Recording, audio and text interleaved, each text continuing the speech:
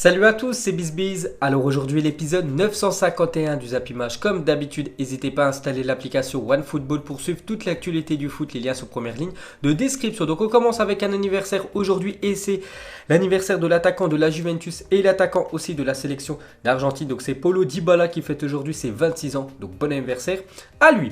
Ensuite les gars, on va parler de l'équipe de France qui joue un match décisif hier pour sa qualification de l'Euro 2020. Donc c'était au Stade de France contre la Moldavie. Donc c'était victoire obligatoire des Bleus si vous voulez déjà se qualifier et surtout essayer de prendre cette première place là, qui va être très importante lors des tirages au sort qui aura lieu le 30 novembre prochain pour l'Euro 2020.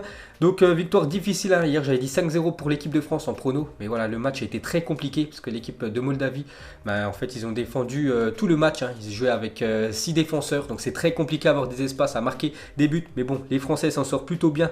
Donc ils ont gagné le match 2-1. Ils étaient menés 1-0 parce qu'il y a une grosse boulette de Clément Lenglet. Donc on sait que c'est un défenseur vraiment très bon, hein, Clément Lenglet, que ce soit avec l'équipe de France les derniers matchs ou même avec l'équipe du Barça. Très serein, très bon. Mais hier, hein, c'est à cause de lui que l'équipe de France a pris un but. Mais heureusement, parce que grâce à Raphaël Varane et Olivier Giroud, comme d'habitude. Donc voilà, ces deux joueurs français ont permis à l'équipe de France de remporter le match. Ensuite, on revient sur Olivier Giroud, a marqué à chacun de ses 3 derniers matchs avec l'équipe de France. Donc un but contre l'Islande, un but le dernier match contre la Turquie et un but hier soir contre la Moldavie.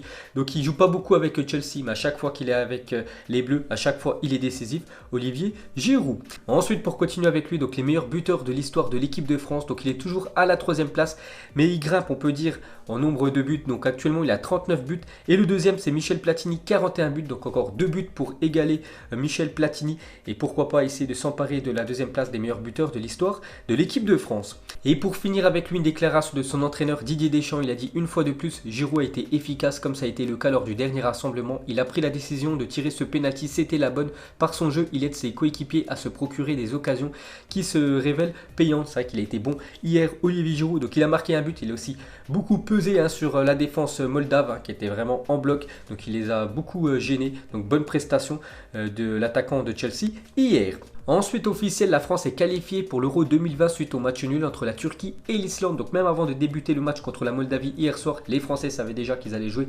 l'Euro 2020. Donc c'est officiel, ils sont qualifiés. Mais pourquoi il fallait gagner hier? Parce que vu que la Turquie a fait 0 partout contre l'Islande et l'équipe de France a gagné son match important contre la Moldavie hier. Donc l'équipe de France repasse en première position du groupe. Il ne reste plus qu'un match, hein, pour les Bleus et même pour la Turquie. Donc la Turquie ira du côté de l'Andorre dans quelques jours. Et l'équipe de France ira du côté de l'Albanie. Donc si l'équipe de France remporte son dernier match, donc lors du tirage au sort le 30 novembre prochain, voilà des groupes pour l'Euro 2020. Donc ils éviteront une tête de série. Ensuite on continue avec les Bleus qui sont qualifiés depuis hier soir pour leur 13e phase finale consécutive. Donc on parle de l'Euro et de la Coupe du Monde. Donc les deux grandes compétitions. Donc ça fait quand même leur 13e phase finale consécutive. Donc la dernière fois où il y a eu un échec pour l'équipe de France, donc son dernier échec en éliminatoire remonte en effet à 1993 lorsque les Bleus n'étaient pas parvenus à se qualifier pour la Coupe du Monde 1994. Ils avaient loupé cette Coupe du Monde. Bon, 4 ans plus tard, il avait remporté cette Coupe du Monde. Il s'agit de la meilleure série de son histoire. Donc voilà les gars, c'est une sacrée série à 13 phases finales consécutives. C'est la meilleure série de l'histoire pour l'équipe de France. Et pour finir sur cette rencontre, on va parler de la Moldavie qui crie au scandale. Pourquoi?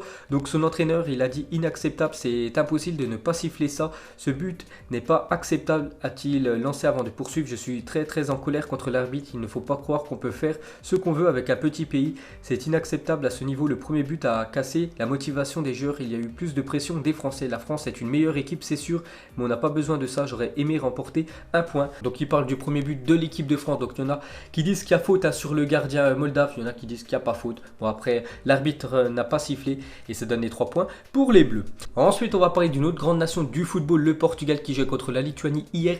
Et victoire des Portugais 6-0. Donc un triplé de Cristiano Ronaldo. On peut voir aussi un but de Bernardo Silva. Donc on va revenir sur Cristiano Ronaldo juste après. Mais le Portugal reste deuxième mais n'est pas encore qualifié pour l'Euro. Donc je sais qu'en commentaire, il y en a qui vont me dire, mais ils ont gagné la Nation League, donc ils sont qualifiés automatiquement pour l'Euro. Pas du tout les gars. Si le Portugal ne termine pas dans les 2 premières places de son groupe, donc ils passeront au pire, on peut dire, les barrages vu qu'ils ont gagné la Nation League. Donc voilà, à quoi sert à cette Nation League. Donc bon, après à mon avis ils vont quand même finir dans les 2 premières positions. Il ne reste plus qu'un match pour les Portugais, un match nul ou une victoire contre le Luxembourg. Dans quelques jours ils seront qualifiés.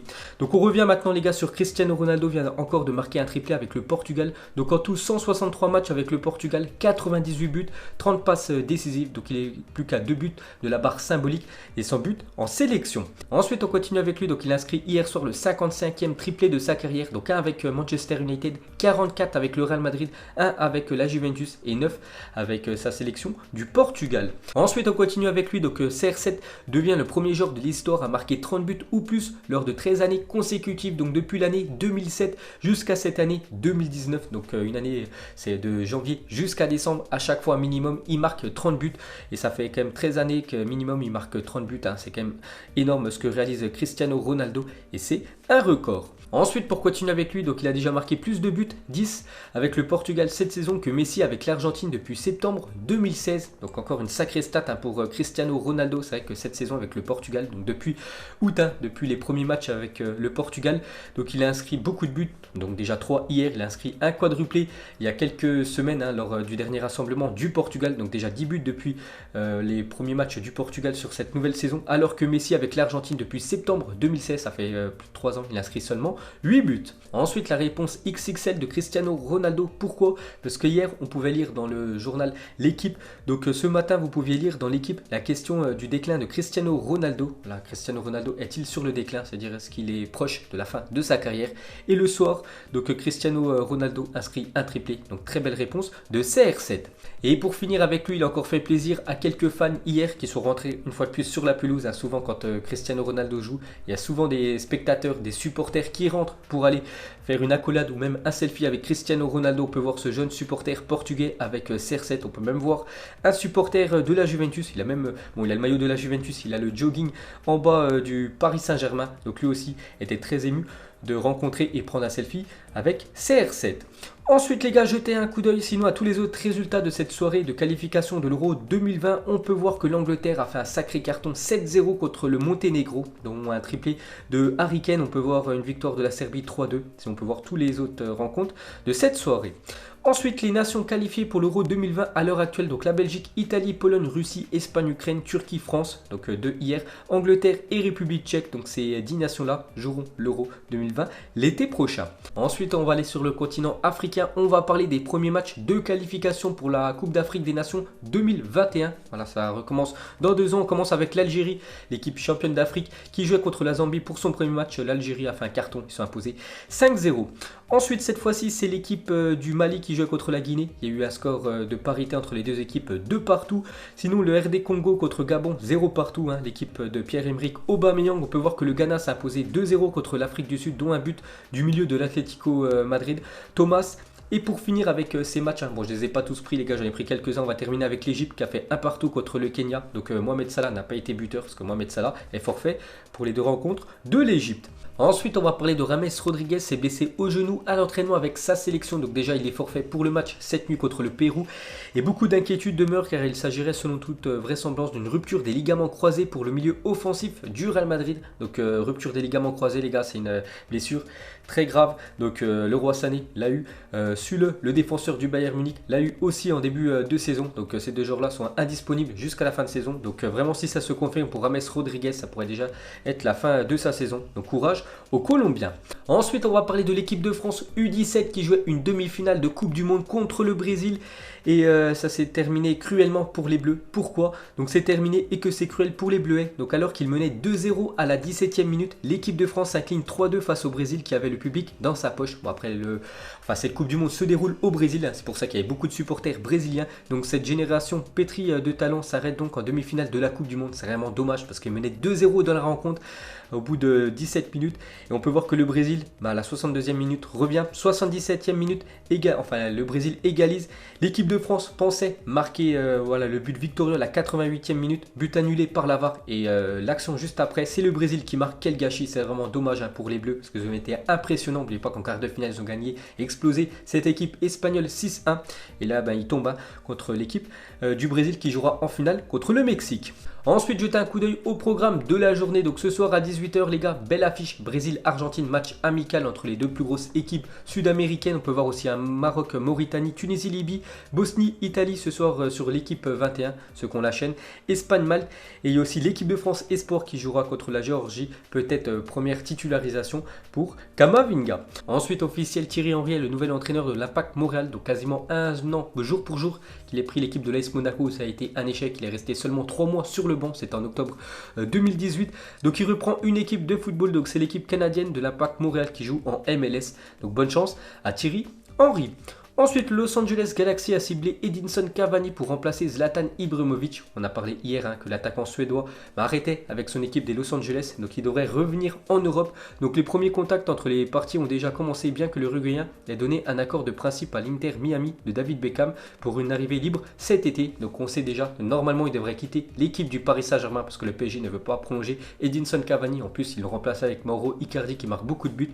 Donc il devrait aller du côté des États-Unis, soit du côté de Los Angeles Galaxy ou soit dans l'équipe de David Beckham, l'Inter Miami. Ensuite, une déclaration de Corentin Tolisso sur l'équipe de France, donc une fois de plus titulaire hier. Donc il le sait qu'il est titulaire, c'est parce que Paul Pogba est actuellement blessé. Donc il a dit: je suis lucide, devant moi il y a N'Golo et Paul, donc deux milieux de classe mondiale. Ça s'annonce compliqué de les déloger, à moins de les rendre encore meilleurs en les poussant, en étant forts. À terme, j'ai envie d'être titulaire. Donc voilà ce qu'a dit Corentin Tolisso. Hier, il a fait une belle rencontre. Tolisso, il a touché beaucoup de ballons, mais il sait que les titulaires indiscutables en numéro 6 en équipe de France, c'est N'Golo Kanté et Paul Pogba. Ensuite, officiel, Karim Benzema est élu meilleur joueur du mois d'octobre au Real Madrid. C'est la 6e fois d'affilée que le Français est élu joueur du mois au Real. Donc depuis mars, avril, mai, août, septembre, octobre, à chaque fois c'est lui qui remporte ce trophée du meilleur joueur de l'équipe du Real Madrid. Donc quand même une grosse récompense pour Karim Benzema, vraiment pour montrer qu'il est ultra décisif et ultra bon avec l'équipe des Merengues. Et depuis le novembre 2018, donc ça fait un an, donc on peut voir que c'est lui qui a remporté le plus de fois ce trophée. 7 fois pour Karim Benzema, une fois pour Llorente, une fois pour Vinicius Junior, vraiment pour vous montrer que Benzema c'est le roi de Madrid. Ensuite, Deutsche Telekom est l'un des sponsors du Bayern Munich. Pour chaque match à domicile, des stagiaires de Deutsche Telekom s'habillent en blanc et forment le logo de la société dans les tribunes des génies. Donc on peut voir que le public, ça fait quand même une couleur noire, et ces stagiaires de Deutsche Telekom s'habillent en blanc. On peut voir que ça ressort très bien, on peut dire le thé de l'entreprise Deutsche Telekom. Donc très belle initiative des stagiaires de cette entreprise. Ensuite, officiel, la Juventus se nommera Zèbre sur Football Manager 2020. Donc pour ceux qui ont le jeu Football Manager, donc l'année prochaine les gars, la Juventus s'appellera Zèbre. Donc on sait que sur FIFA ça s'appelle Piemonte Calcio. Donc sur Football Manager ça sera aussi un nom un peu chelou. Donc voilà les gars, la fin de ce Zap Image 951. Donc si ça vous a plu, un petit like et je vous ferai l'épisode 952 demain. Donc moi je vous laisse et je vous dis à la prochaine comme d'habitude. Ciao à tous.